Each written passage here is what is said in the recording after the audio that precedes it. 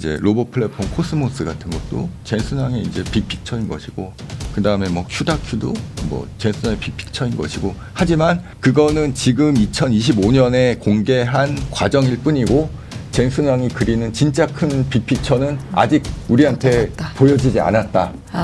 그래서 저는 일단 그 빅픽처의 끝을 한번 보고 싶다.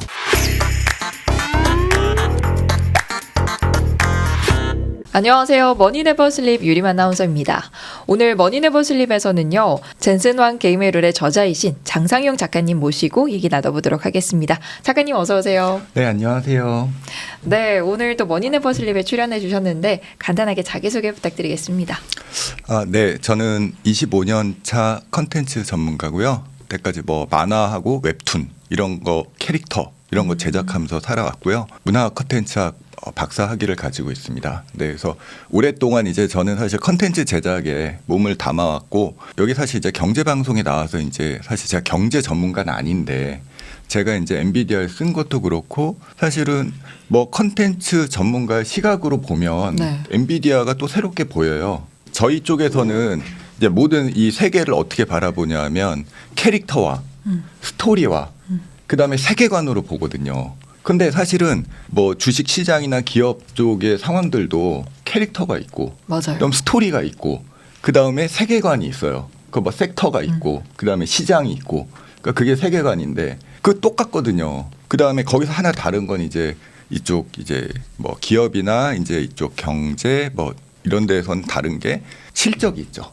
그래서 이제 실적이 뒷받침되느냐, 네. 이제 이거고, 사실은 이제 그쪽에서의 캐릭터라든가 스토리라든가 뭐 세계관이라든가 이런 것들은 다 사실 이제 실적을 위한 어떤 하나의 요소들이기 때문에, 뭐 그런 상황에서 저는 이제 뭐 실적은 제가 전문가가 아니기 때문에 실적을 다 이렇게 자세히 설명해 주시는 분들 있잖아요. 그런 거 보면은 아, 이 회사가 돈을 제대로 버는 회사구나, 이제 실적은 내는구나, 이제 그런 거는 제가 이제 파악할 수 있고, 네. 대신 이 캐릭터라든가 기업의 캐릭터, 기업의 스토리, 기업의 세계관에 대해서는 제가 이제 저희 쪽에서 보는 시각으로 대입해서 보면 거의 정확하거든요.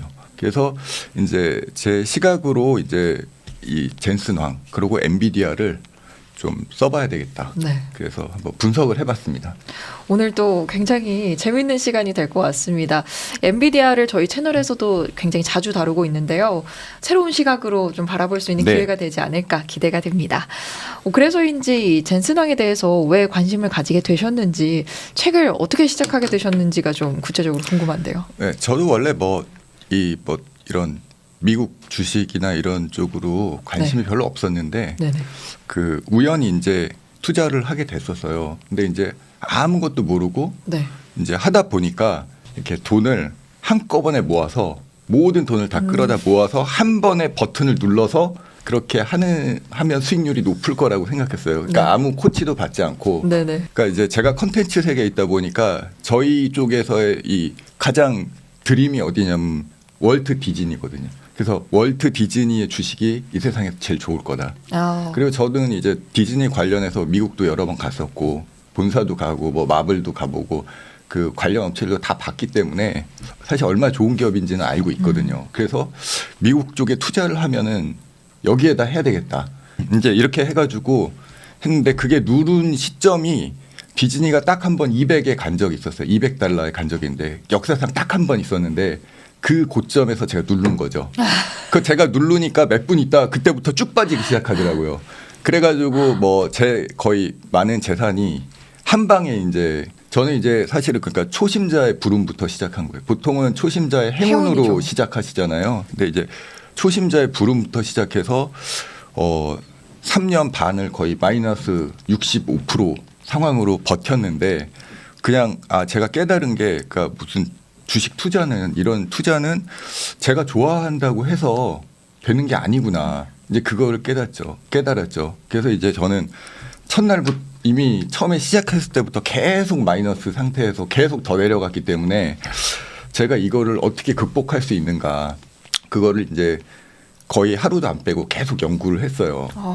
그래서 계속 보고서 결국은 깨달은 게 있었거든요. 그래서 왜 디즈니가 안 되는지를 깨달았고, 이걸 극복하기 위해서 결국 찾는 게 결국 엔비디아였고 제가 마이너스 50%가 훨씬 넘는 거를 이제 전량 매도를 해서 이제 엔비디아로 가서 지금은 이제 다리 뻗고 자는 상황이죠. 그럼 그 과정에서 왜 엔비디아를 선택하셨나요?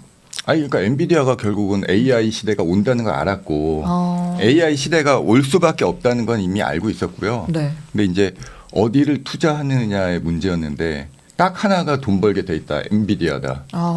왜냐하면 뭐 칩을 파는 데니까 칩을 사서 소프트웨어를 만들어야 되잖아요. 다른 데들이. 그러니까 일단 첫 단계에서는 엔비디아가 갈 수밖에 없다. 이제 그렇게 생각을 했고 디즈니를 마이너스 50%가 넘는 엄청난 포지션을 네. 한 번에 다 매도를 한다는 게 그렇죠. 쉽지 않아요. 예, 알면서도 너무 쉽지 않은 일이었고 이제 그 과정을 거쳤기 때문에 지금은 조금 더 성숙한 투자자가 됐다. 이렇게 말씀드리고. 그럼 현재도 엔비디아에 계속해서 투자를 하고 저는 계신가요? 판 적이 없어요. 뭐 맨 처음에 이제 한번 조금 이제 초기 단계에서 조금 이제 너무 많이 얘를 포지션을 가지고 있기 때문에 좀 분산을 해야 되겠다 그래서 초반에 조금만 해봤고 그 다음부터 뭐 한 주도 팔은 적이 없고요. 그럼 누구보다도 엔비디아와 또 젠슨 왕에 관심이 많으시고 그렇죠. 또 많이 알고 계실 것 같습니다. 젠슨 왕의 얘기를 좀 본격적으로 해보면요. 네. 스티브 잡스랑 일론 머스크와 같은 이제 혁신적인 리더들이 있잖아요. 네. 이런 리더들하고 비교했을 때 젠슨 왕이 가지는 독특한 리더십이 있다면 어떤 부분일지 좀 책에 나온 부분과 함께 궁금합니다. 스티브 잡스, 일론 머스크, 젠슨 왕 3명의 공통점이 있어요. 이 사람들은 이단아란 공통점이 있거든요. 네네. 네, 그 사회에서의 이단아들이거든요. 그런데 그 이단아라 할지라도 또 3명 다 다르죠. 스티브 잡스는 이제 그래도 주류 사회에 있는 백인이잖아요. 출신은. 본인이 이제 그걸 거부했기 때문에 평범한 삶을 거부한 것 뿐이고 일론 머스크는 미국인이 아니었죠. 원래 남아공에서 이제 온 사람이고 젠슨 왕은 이제 대만에서 온 이제 동양계 이민자고. 그렇죠. 네. 그 사실은 이제 일을 내는 사람들은 이제 이단아들이거든요. 네. 크게 일을 낸다. 네. 근데 이제 젠슨 왕은 또 스티브 잡스나 일론 머스크하고는 또 다르게 네. 동양인 이민자가 그 젠슨 왕이 미국에 처음 도착한 게 1972년이에요. 그때 나이가 몇 살이었나요? 그때 9살이요. 아. 그러면 그 1972년에 뭐 한국인도 마찬가지지만 중국인, 뭐 대만 사람 이런 아시아 이민자들이 미국에 가면 굉장히 이제 무시당했을 거 아니에요. 그 당시만 해도. 쉽지 않죠. 네. 그렇기 때문에 그 젠슨 왕의 삶은 미국에서의 삶은 이미 바닥에서 시작했다. 그래 본인이 바닥을 되게 좋아해서 뭐 이제 바닥에서 자기가 이제 그 얘기한 게 이제 레스토랑에서 이제 일을 많이 했잖아요. 근데 레스토랑에서도 이제 접시 닦기부터 시작했고 그 다음에 학교에 들어가서도 3년 동안 화장실 청소만 담당했고 그래서 이제 본인이 얘기하는 게 항상 다니면서 뭐 이 세상에서 나보다 접시 닦기를 더 많이 해본 사람 없다. 예를 들어 나보다 화장실 청소 더 많이 해본 사람 없다. 뭐 이런 말을 많이 하거든요. 그게 이제 젠슨 왕은 밑바닥에서부터 시작해서 진짜 올라온 사람이기 때문에 그런 부분이 이제 뭐 월스트리트나 아니면은 실리콘밸리에 있는 모든 그런 CEO들하고 매우 다르다. 그러면 이 젠슨 왕이 지금 AI 시대에서 엔비디아가 어쨌든 게임 체인저로 자리를 잡게 됐는데 그런 역할을 끌어갈 수 있었던 그만의 좀 특별한 능력이 있을지 아니면 선구안이었을지 궁금합니다. 일단은 젠슨 왕 부모님이 특이한 분이에요. 그래서 젠슨 왕 아버지는 이제 뭐 엔지니어긴 했는데 뭐 그닥 그렇게 크게 성공하고 잘 사는 엔지니어가 아니었고 대만에서. 근데 이분이 이제 젠슨 왕을 미국에 보내게 된 게 이제 뉴욕에 한번 갔다가 거기서 이제 새로운 세상을 발견하고 우리 아들은 이제 미국에서 살게 해야 되겠다. 이제 이런 생각을 가지고 나름의 빅픽처를 가진 거고 어머니는 영어를 한 단어도 모르는 그런 분인데 그 어마어마한 맹자의 어머니처럼 어마어마한 교육열을 가진 분이죠. 그러니까 자기는 한 단어도 모르면서 이제 미국의 아들을 보낼 생각을 하고 있으니까 그때부터 그냥 무슨 단어인지도 모르는데 10개씩 뽑아서 하루에 10개씩 제 아들한테 너 이거 외워 이런 식으로 해가지고 이제 교육을 시켰는데 제가 볼 때 젠슨 왕은 사실은 그 유전적인 면에서 아버지의 빅픽처 그다음 어머니의 그 열정 그 두 가지를 동시에 갖고 있는 그래서 이제 그런 요소들이 사실은 이제 미국으로 갔잖아요. 동양적인 이런 DNA를 갖고 있는 사람이 이제 미국이라는 땅에 심어진 건데 예를 들면 뭐 우리나라에 있는 귤을 미국 땅에 심으면 또 다른 약간 종자가 될 거 아니에요.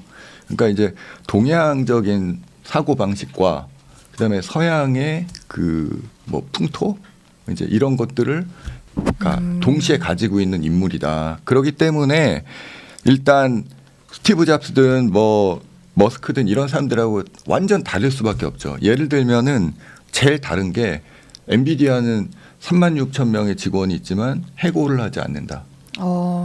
초창기에 93년 창업 이후에 3년 후 96년에 한번 이제 회사가 진짜 망할 뻔해서 그때 절반의 직원들을 구조조정한 이후에 96년 후에 공식적으로 네. 구조조정한 게 없다. 그런데 이걸 비교해 보시면 아는 게 오늘 아침에 또 뉴스가 나온 게 메타의 저커버그가 무슨 발표를 했냐면 메타 직원의 저성과자 5%를 최하위 저성과자 5%를 감원하겠다 이렇게 발표를 했잖아요. 메타 저커버그가 2023년에 발표한 건 올해는 효율성의 해였어요. 그것도 효율성이라는 게 맞아요. 구조조정을 하겠다는 거였거든요. 빅테크들한테는 이 인력 감축이 필수적이잖아요. 네. 그러니까 이 빅테크들은 그 뭐 빅테크뿐만 아니라 어디든 다 마찬가지인데 미국 기업들은 굉장히 자유롭게 구조조정을 하잖아요. 그런데 젠슨왕이 지금 96년 이후로 거의 안 하고 있다. 그 36,000명이나 되는데 인력이 그걸 안 하고 있다는 건 사실 대단한 거 아닌가요?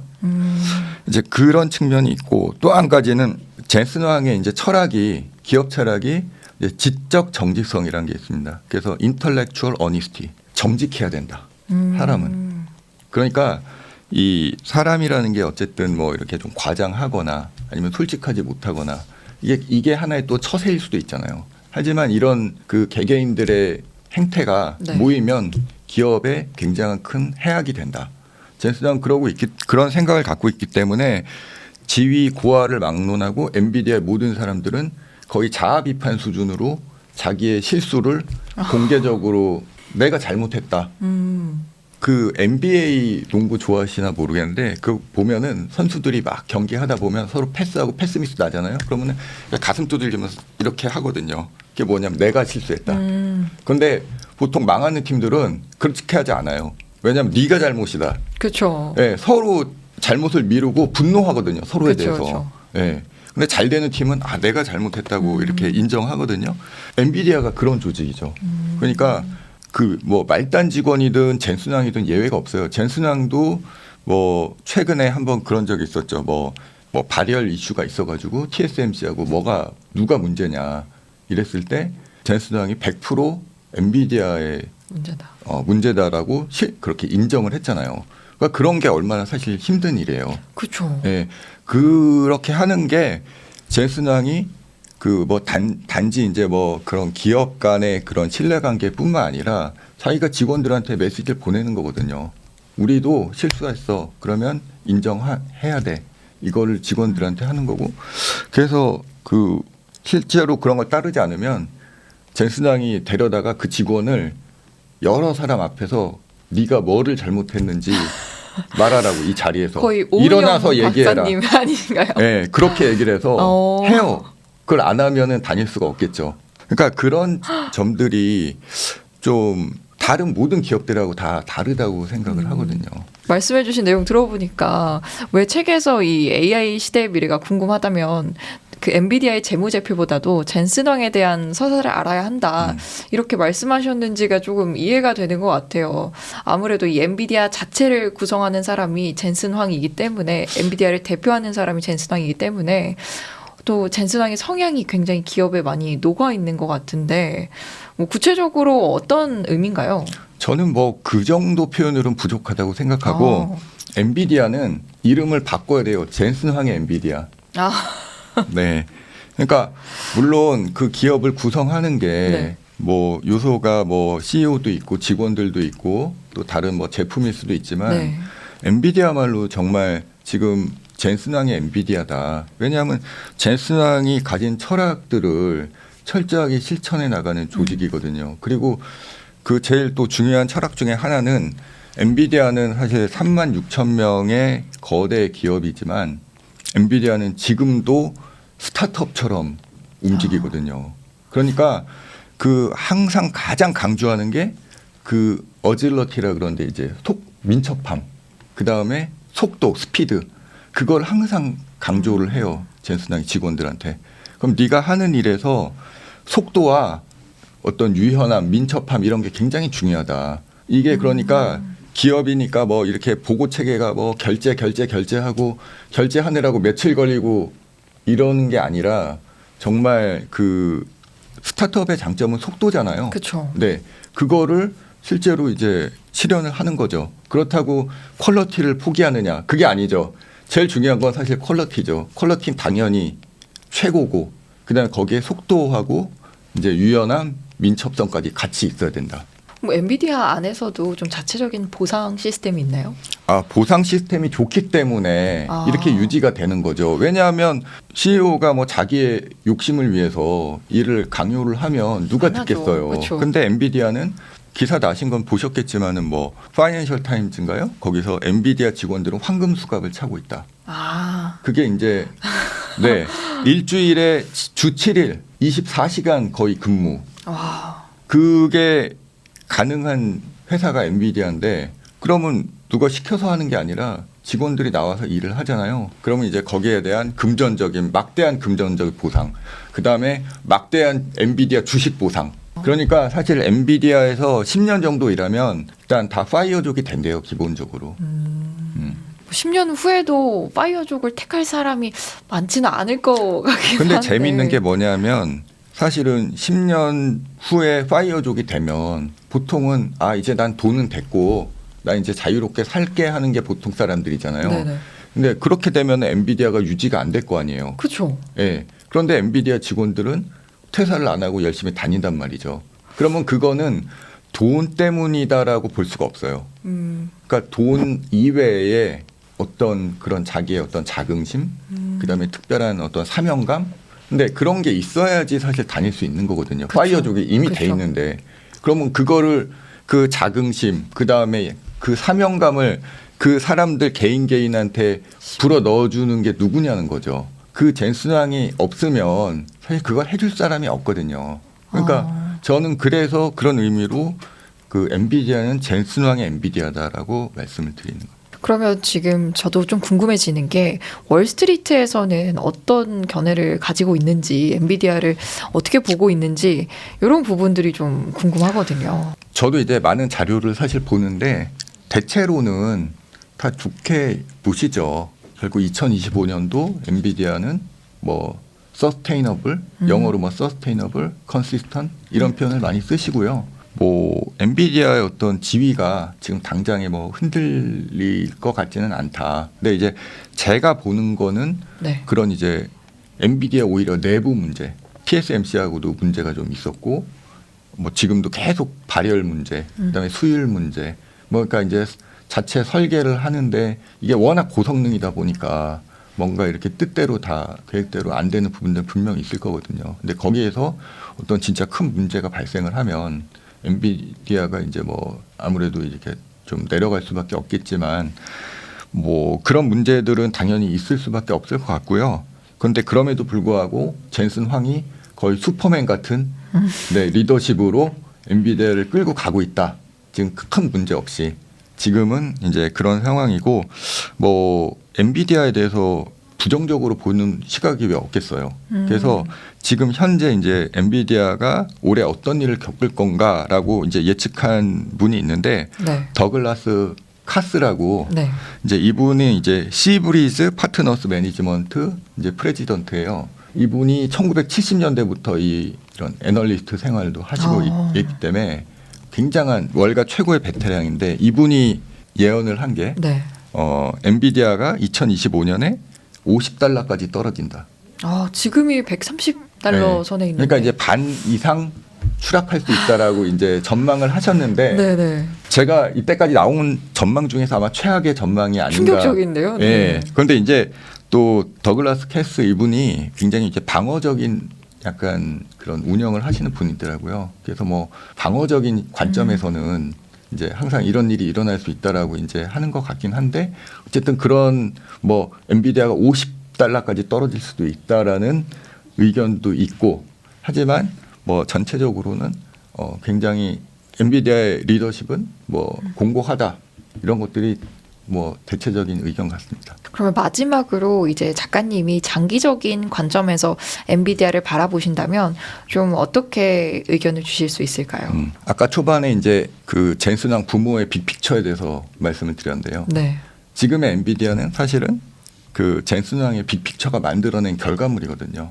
그래서 몇 달 전에도 TSMC 회장 쪽에서 이제 멘트가 나왔잖아요. 젠슨왕한테 TSMC 그 CEO 자리를 제안했더니 자기가 10년 후에 할 일이 있다. 그래서 거절을 했다고 하는데 그것들이 10년이 지났을 때 젠슨왕은 이제 현실을 이루어낸 거고 젠슨왕은 항상 보면은 그 누구보다도 큰 빅픽처를 그리는 사람이거든요.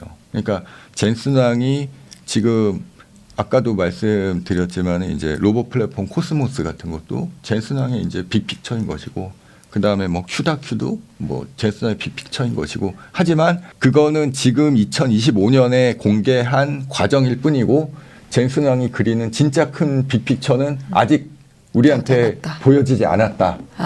그래서 저는 일단 그 빅픽처의 끝을 한번 보고 싶다 이런 생각을 가지고 있습니다. 저도 또 얘기를 들으니까 어떤 그림이 펼쳐지게 될지 궁금해지는 것 같습니다. 머니네버슬립 뉴스레터와 네이버 프리미엄 콘텐츠 지금 바로 구독해보세요.